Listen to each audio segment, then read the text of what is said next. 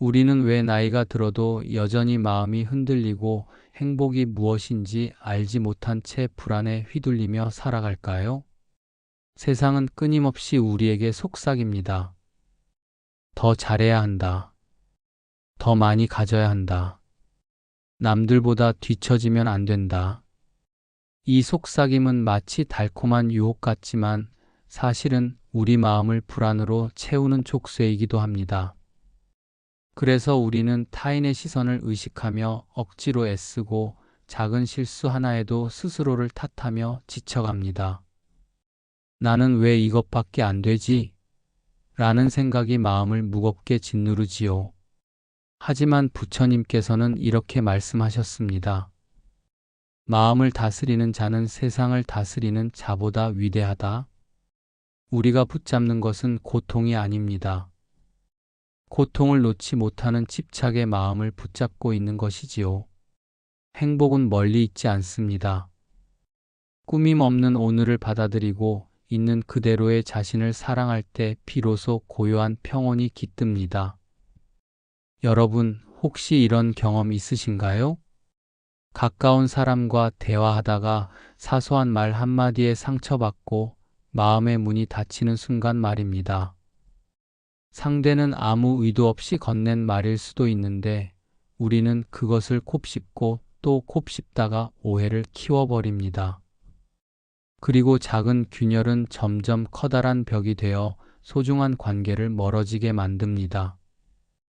불교 경전 법구경에는 이런 구절이 있습니다. 성내는 이는 불을 쥔 것과 같아 먼저 자신이 타오른다. 결국 갈등은 상대가 아니라 내 안의 불씨에서 시작되는 것입니다. 첫 번째 단계 감정 인식. 마음은 마치 호수와 같습니다. 평온할 때는 잔잔하지만 작은 빗방울 하나에도 일렁입니다. 많은 이들은 이 파동만 바라보며 원인을 착각합니다. 저 사람이 나를 무시했어. 저 사람이 잘못했어.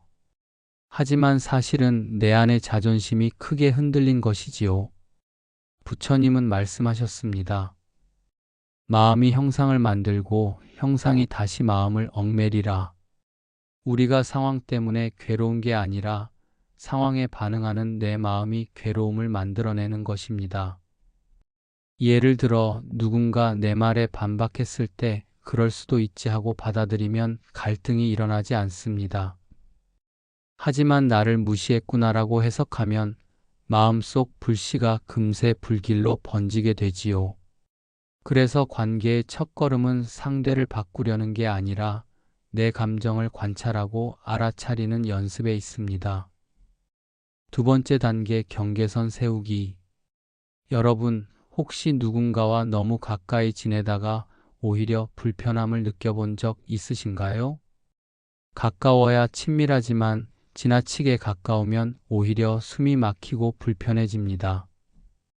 반대로 거리가 너무 멀면 따뜻함을 잃어버립니다.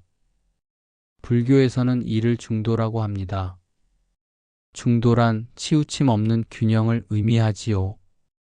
경계선이란 차갑게 벽을 세우는 것이 아니라 서로가 안전하게 숨 쉴 수 있는 거리를 마련하는 지혜입니다. 비유하자면 이렇습니다. 겨울날 불 앞에서 손을 녹이되 불꽃 속에 손을 넣지는 않는 것.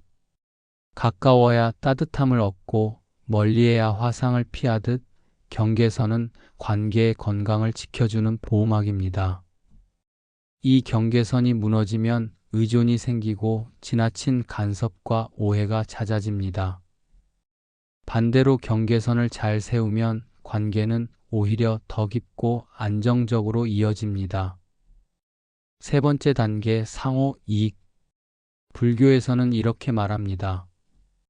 상구보리 하와 중생. 위로는 깨달음을 구하고 아래로는 중생을 이롭게 한다는 뜻입니다. 이 말은 곧 나의 성장과 타인의 행복이 결코 분리되지 않는다는 지혜를 보여줍니다.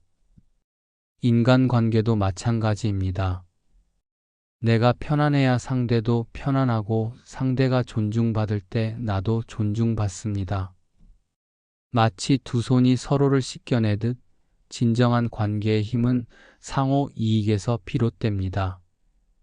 작은 양보 하나가 상대에게 웃음을 주고 그 웃음이 다시 내 마음에 평안을 줍니다. 상대의 행복이 곧 내 행복이 되고 내 성장이 곧 상대의 안식이 되는 선순환. 이것이 바로 관계의 본질입니다.